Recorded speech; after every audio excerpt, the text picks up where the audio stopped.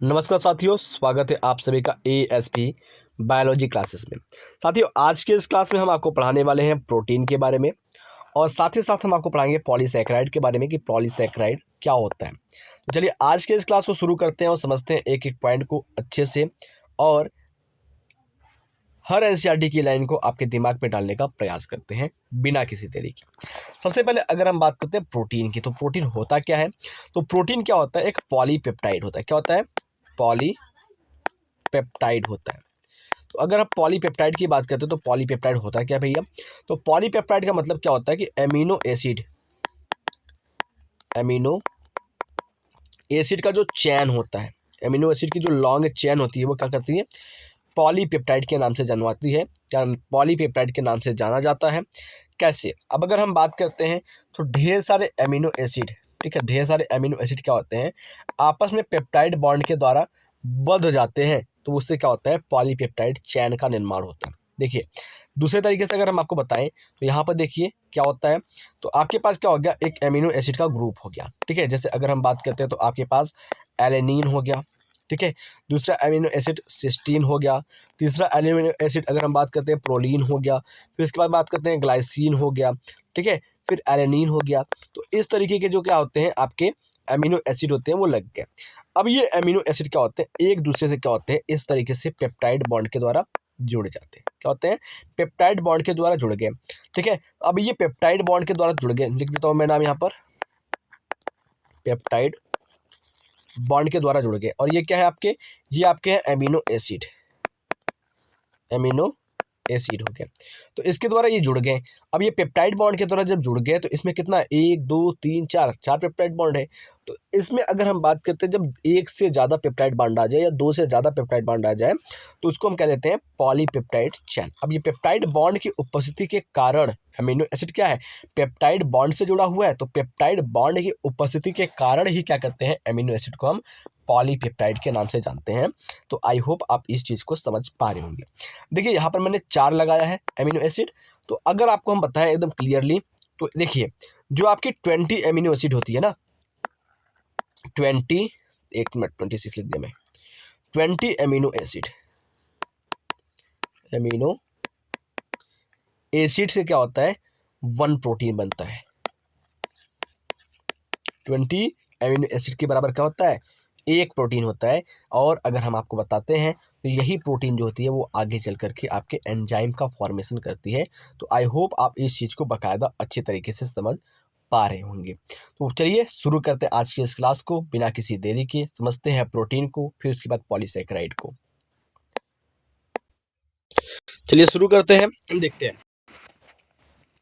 Protein और polypeptide. जो protein होते हैं वो क्या होते हैं? पॉलीपेप्टाइड होते हैं। जैसा कि मैंने बताया कि पॉलीपेप्टाइड कैसे बनता है, तो ढेर सारे पेप्टाइड बॉन्ड के द्वारा एमिनो एसिड जुड़ा होता है और फिर जाकर के पॉलीपेप्टाइड का निर्माण हो जाता है। There are linear chain of amino acid. अगर हम पेप्टाइड की बात करते हैं, पॉलीपेप्टाइड की बात करते हैं, तो वहाँ पर क्या होती है? एमिनो एसिड की लीनियर चैन होती है बाई पेप्टाइड बॉन्ड, ठीक है, पेप्टाइड बॉन्ड के द्वारा एज सोन इन फिगर 9.3। अब अगर 9.3 फिगर की बात करते हैं तो यहाँ पर देख सकते हैं, मैं आपको फिगर के पास लेकर चलता हूँ। ये 9.2 इधर, ये 9.3 हो गया। अब इस 9.3 फिगर की बात करते हैं तो यहाँ पर देखेंगे बेटा आप सभी, तो यहाँ पर क्या हुआ? एक आपका एमिनो एसिड है, एक एमिनो एसिड, दूसरा एमिनो एसिड, तीसरा एमिनो एसिड, चौथा, पांचवा, छठवां, इसी तरीके से क्या हो गया? ढेर सारे एमिनो एसिड हो गए। और इस एमिनो एसिड में क्या होता है? बीच बीच में आपके पेप्टाइड बॉन्ड लगे होंगे। देखिए मैं आपको ऐसे बताता हूँ, देखिए एक एमिनो एसिड, डबल एसिड लिख दो मैं, amino acid, amino acid, amino acid, amino acid, amino acid. अब यही एमिनो एसिड क्या होता है? यही एमिनो एसिड क्या होता है? इस तरीके से बॉन्ड से जुड़ जाता है और ये जो बॉन्ड बन रहा है इसी को हम कहते हैं पेप्टाइड बॉन्ड। और जो मैंने ए लिखा हुआ है ये क्या है? आपके डिफरेंट टाइप के एमिनो एसिड है। तो आई होप आप इस चीज़ को अच्छे तरीके से समझ पा रहे होंगे। चलिए हम चलते हैं वापस से अपने टॉपिक पर, वहाँ पर पढ़ते हैं तो क्या लिखा हुआ है इसको समझते हैं। देखिए, each protein is a polymer, यानी कि प्रत्येक प्रोटीन की बात करते हैं तो पॉलीमर होता है of amino acid as there are 20 amino acid, जहाँ पर क्या होते हैं 20 एमिनो एसिड होते हैं। एग्जाम्पल की बात करते हैं जैसे एलेनिन, सिस्टीन, प्रोलीन, ठीक है, ट्रिप्टोफैन, लाइसिन, ग्लाइसिन, वालिन, ये सारे क्या होते हैं एमिनो एसिड होते हैं। A protein is a heteropolymer and not heteropolymer, sorry homopolymer. यानी कि एक प्रोटीन की बात करते हो तो वो क्या होता है हेट्रोपॉलीमर होता है। हेट्रोपॉलीमर क्यों होता है बेटा? हेट्रोपॉलीमर कहने का पीछे का रीज़न ये है कि वहाँ पर जो एमिनो एसिड होते हैं वो डिफरेंट डिफरेंट टाइप के एमिनो एसिड होते हैं। ठीक है, अगर हम बात करते हैं इस प्रोटीन को हम हेट्रोपॉलीमर क्यों कहते हैं, हेट्रोपॉलीमर क्यों कहते हैं? हेट्रोपॉलीमर कहने के पीछे का रीज़न ये है कि यहाँ पर क्या होते हैं डिफरेंट टाइप के, ठीक है, डिफरेंट टाइप के क्या होते हैं एमिनो एसिड पाए जाते हैं। इस वजह से क्या कहते हैं इसको हम हेट्रोपॉलीमर के नाम से जानते हैं, होमोपॉलीमर नहीं कहते हैं। होमोपॉलीमर की बात करते हैं तो होमोपॉलीमर का मतलब होता है कि जहाँ पर सारी चीज़ें एक ही हो, एक ही जैसी हो, सेम सेम हो, उसको हम क्या कहते हैं होमोपॉलीमर कहते हैं। A homopolymer has only one type of, ठीक है, monomer repeating n number of items.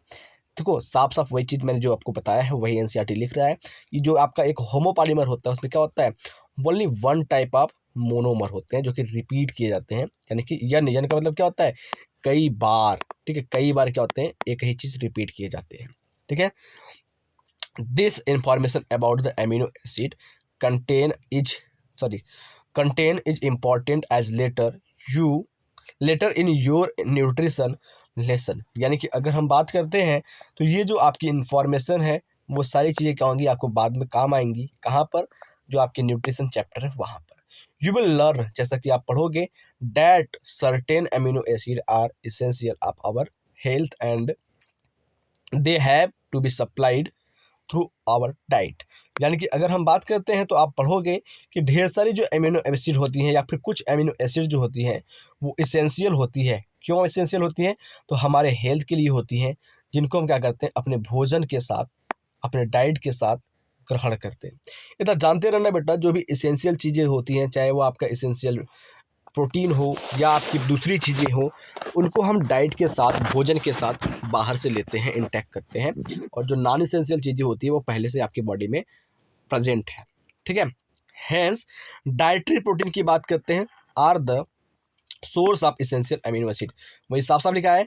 Dietary protein की बात करते हैं तो मतलब क्या होता है डाइटरी प्रोटीन्स जो होते हैं वो आपके इसेंशियल अमीनो एसिड का सोर्स होता है। जो प्रोटीन हम खाते हैं उसमें क्या होते हैं आपके आवश्यक अमीनो एसिड पाए जाते हैं।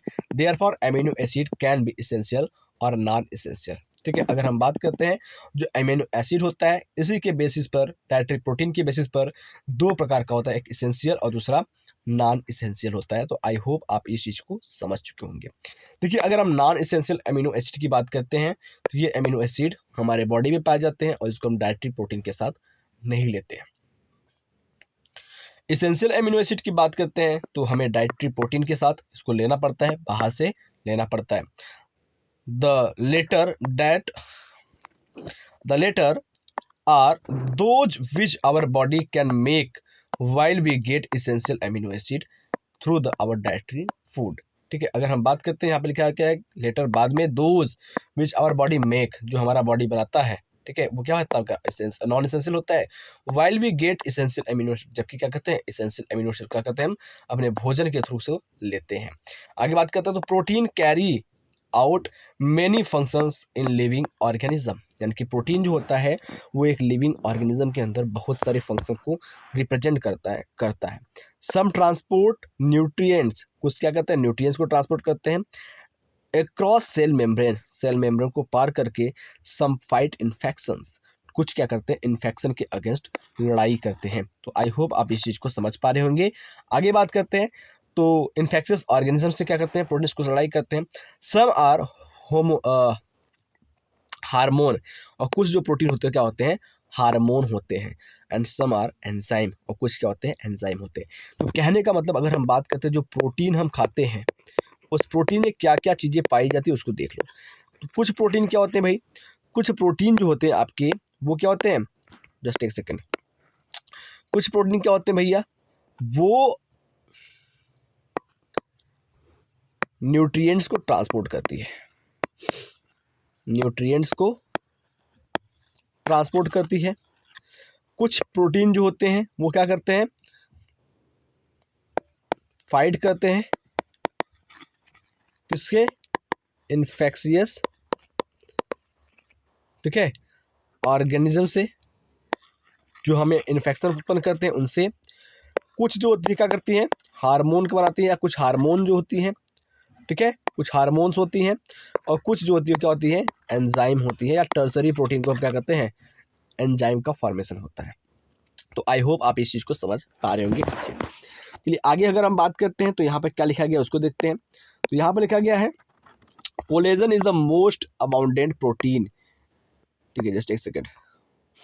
कोलेजन क्या होता है, बहुत ज़्यादा अबाउंडेंट प्रोटीन होता है इन एनिमल में वर्ड एंड रिबुलेस बाईफास्फेट कार्बोक्सिलेस, ठीक है, ऑक्सीजनेस यानी कि बात करते हैं रूबिस्को, ठीक है, रूबिस्को प्रोटीन की बात करते हैं, is the most abundant protein in whole of the biosphere. तो अगर हम बात करते हैं तो यहाँ पर हम दो चीज़ों की बात करते हैं। एक तो बात कर लेते हैं किसको, एक हम बात करते हैं एनिमल की। एनिमल की बात करते हैं तो एनिमल में क्या होता है, सबसे ज़्यादा मात्रा में अगर कोई प्रोटीन पाया जाता है वो क्या होता है, वो आपका होता है कोलेजन। कोलेजन होता है, ठीक है, पूरी पृथ्वी पर जो एनिमल होते हैं उनमें सबसे ज़्यादा मात्रा में क्या है, पूरे वर्ल्ड पर कोलेजन है। और दूसरा अगर हम बात करते हैं बायोस्फीयर की, पूरे ब्रह्मांड की बात करते हैं तो सबसे ज़्यादा मात्रा में कोई पाया जाता है तो वो क्या है आपका, रूबिस्को है। रूबिस्को ये क्या होता है, सबसे ज़्यादा मात्रा में पाया जाता है। रूबिस्को का पूरा नाम क्या है, तो रूबिस्को का पूरा नाम है रिबुलोस बिसफास्फेट कार्बोक्सिलेस ऑर्गेनिसलेस, ये होते हैं। तो आई होप आप इस चीज़ को अच्छे तरीके से समझ चुके होंगे। तो यहाँ पर एक टेबल दिया गया है, इस टेबल की बात कर लेते हैं। इस टेबल में क्या बताया गया उसको देख लेते हैं। कोलेजन की बात करते हैं तो ये इंट्रासेलुलर ग्राउंड सबस्टेंस होता है, यानी कि अगर हम बात करते हैं इसका फंक्शन क्या होता है, तो जो इंट्रासेलुलर सबस्टेंसेस होती है, या अगर हम बात करते हैं बॉडी के अंदर के जो आर्गन होते हैं उनके निर्माण में मदद करता है। ट्रिप्सिन की बात करते हैं तो ये एक एंजाइम है। इंसुलिन की बात करते हैं तो एक हार्मोन है। एंटीबॉडी की बात करते हैं तो ये क्या करते हैं, फाइट करते हैं इन्फेक्शियस एजेंट से, जो कि प्रोटीन के रूप में ही मिलते हैं। रिसेप्टर की बात करते हैं जैसे सेंस ऑर्गन, ठीक है, सेंसरी रिसेप्टर हो गया, जैसे कि अगर हम बात करते हैं आपके नाक, कान, ठीक है, जीभ, त्वचा, ये सभी होते हैं, जिसमें यहाँ पर लिखा गया कि स्मेल, टेस्ट, हार्मोन, इसी चीज़ों का करते हैं जो आपके रिसेप्टर्स होते हैं, पता करते हैं, सेंस करते हैं। और अगर हम बात करते हैं GLUT4 की बात करते हैं तो ये क्या होते हैं, ये आपके इनेबल्स होते हैं glucose transport into the cell, ठीक है, ग्लूकोज को ट्रांसपोर्ट करते हैं सेल के अंदर, ठीक है, जो भी ग्लूकोज बनता है ग्लूकोज को क्या करते हैं, सेल के अंदर ट्रांसपोर्ट करने का काम करते हैं। कौन करता है, तो ये आपका जो GLUT4 होता है वो करता है।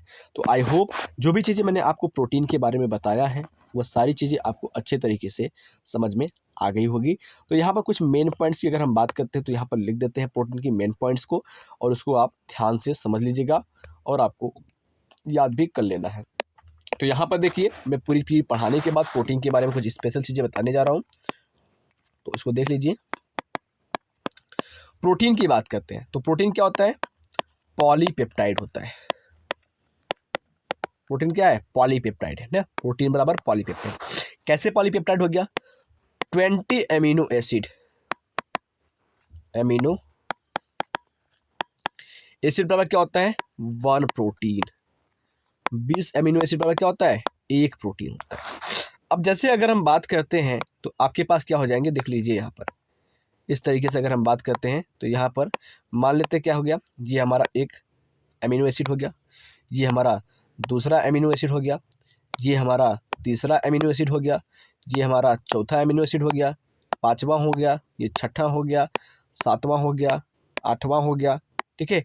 इस तरीके से क्या होते हैं, ढेर सारे एमिनो एसिड होते हैं, और ये एमिनो एसिड क्या होते हैं, आपस में एक दूसरे से पेप्टाइड बॉन्ड के द्वारा जुड़े होते हैं, ठीक है। इस तरीके से क्या होता है, एक दूसरे से पेप्टाइड बॉन्ड के द्वारा जुड़े होते हैं, और ढेर सारे पेप्टाइड बॉन्ड प्रेजेंट होने के कारण इसी को हम पॉलीपेप्टाइड कह देते हैं, ठीक है। तो आई होप आप इस चीज़ को अच्छे तरीके से समझ पा रहे होंगे। तो यहाँ पर मैं चीज़ों को लिख देता हूँ, तो अब जिससे बारीकी से आप स्क्रीनशॉट ले लेंगे, आसानी से आपको पता चल जाएगा। तो ये जो भी आपके रंग बिरंगे दिखाई दे रहे क्या है, ये आपके एमिनो एसिड है। क्या है, एमिनो एसिड है, ठीक है, जस्ट एक सेकेंड।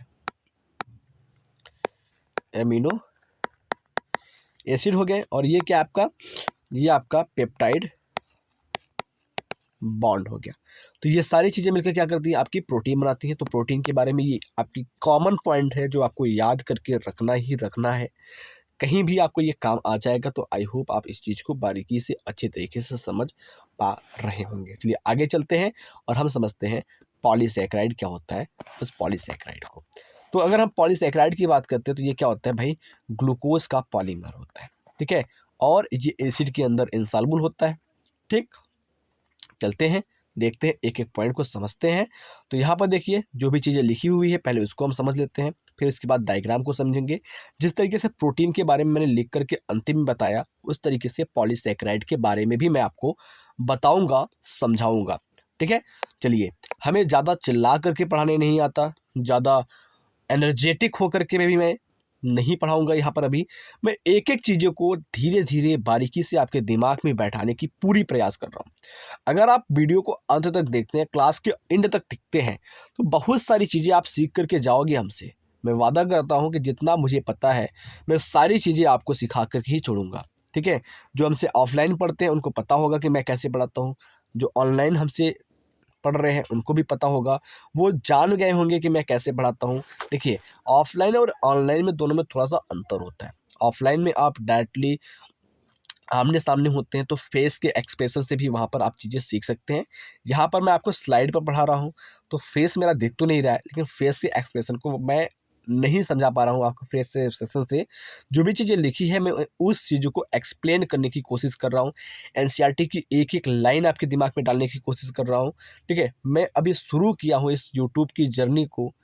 अगर आपका सपोर्ट रहेगा तो मैं बहुत आगे तक आपको लेकर जाऊंगा, और 12th में जाने के बाद आपको मैं बहुत सारा चीज़ सिखाऊंगा। मैं प्रॉपर नोट्स आपको दूंगा, एनसीईआरटी की लाइंस पढ़ाऊंगा, एग्जाम में कैसे लिखना है वो सारी चीज़ें बताऊंगा, साथ ही साथ कंपटीशन के क्वेश्चन भी कराऊंगा। अगर आपका सपोर्ट रहा तब। आप 11th में हैं, हमारे छोटे भाई बहन की तरह हैं, दोस्त की तरह हैं। आप जितना ज़्यादा सपोर्ट करोगे उतना ज़्यादा मैं आपके लिए मेहनत करूँगा और आपको समझाऊंगा। चलिए देखते हैं पॉलीसैकेराइड के बारे में। पॉलीसैकेराइड क्या होता है?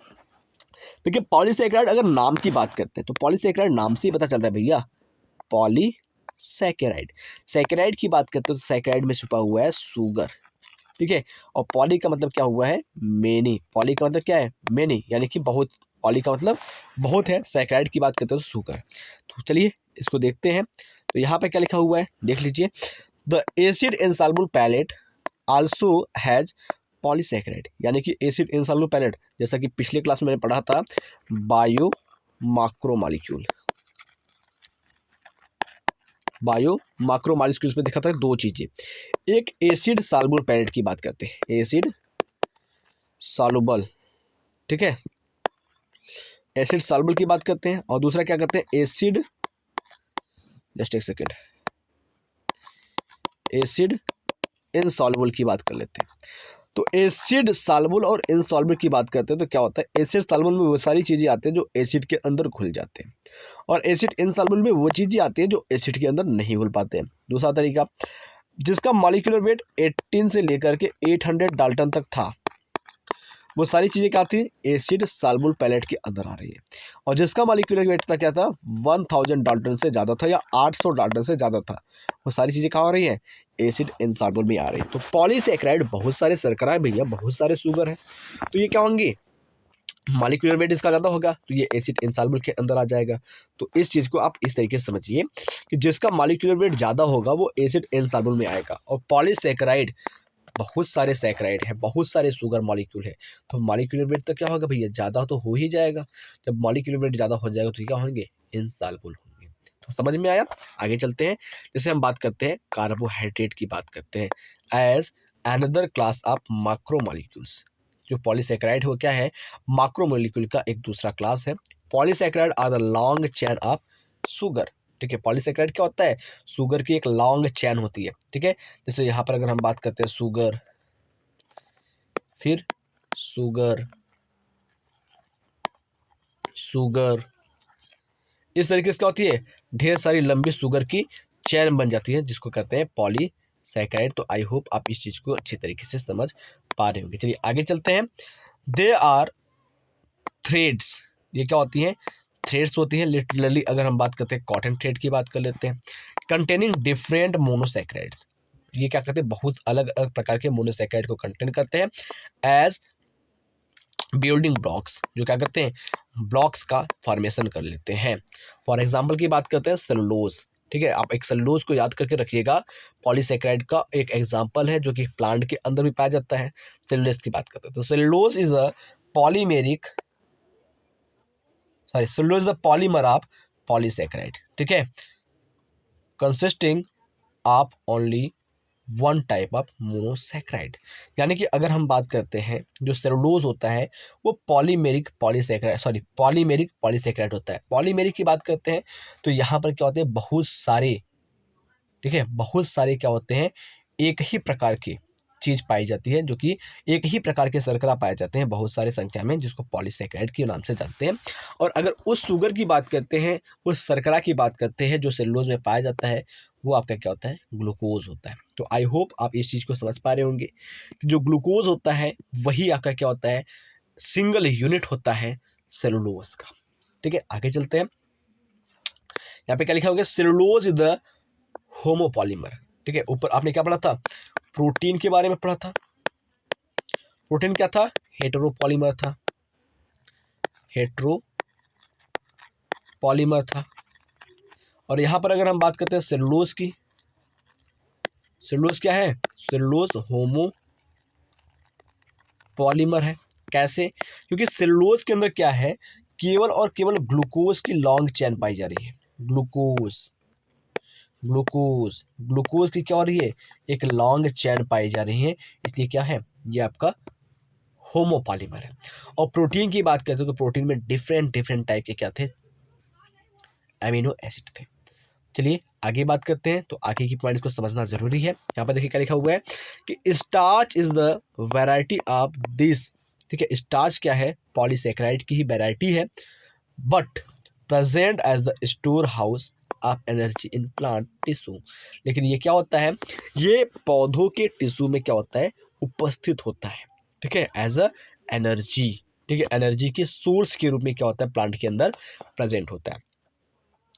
Animal have another variant called glycogen, ठीक है, तो एनिमल के पास क्या होता है, दूसरा क्या होता है, ग्लाइकोजन होता है। ठीक है, देखिए अगर हम बात करते हैं तो अभी हमने आपको तीन चीज़ें बताया, एक तो आपको सेलुलोज बता दिया, मैं साइज को बड़ा कर लेता हूँ, एक तो आपको क्या बता दिया मैंने, सेलुलोज बता दिया, दूसरा क्या बता दिया मैंने आपको, दूसरा बता दिया हमने आपको स्टार्च बता दिया, और तीसरा मैंने क्या बता दिया आपको, ग्लाइकोजन बता दिया, ग्लाइकोजन बता दिया।